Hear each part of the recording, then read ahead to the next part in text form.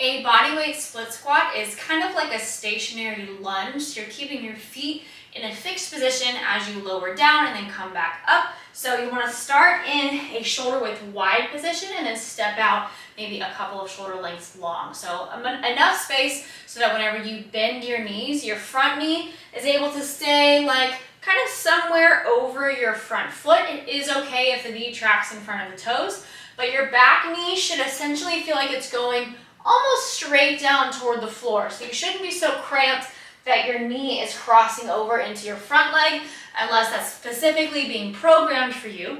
Instead, you should actually have enough space that whenever you bend your back knee, it ends up at about 90 degrees. So front knee can be a little bit more bent, or at least the ankle can have a little bit more flexion to it, but the back knee should end up at 90 degrees. So a shoulder width wide, a little bit of a step forward, and you're going to keep your hips square to the front. You're bending both knees, and you don't want only the feeling of going forward and not bending the back knee. The only reason you would do that is if it's been assigned to you because you're trying to keep the stress off of that knee in particular. But you don't want just forward, but you also don't want just down and backwards. Both knees should bend simultaneously at about the same speed, and you're going to go down as low as you can. So a great form bodyweight split squat is going to be the knee almost touching the ground or just barely tapping the ground.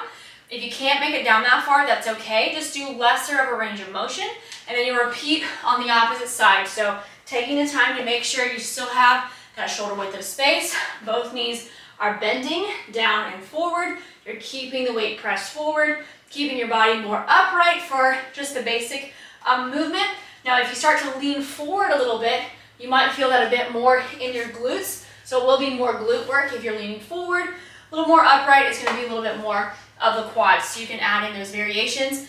As this gets easy, you can just add weight by holding a dumbbell. You can hold a dumbbell or a kettlebell at the chest, or you can add in a barbell or other implements.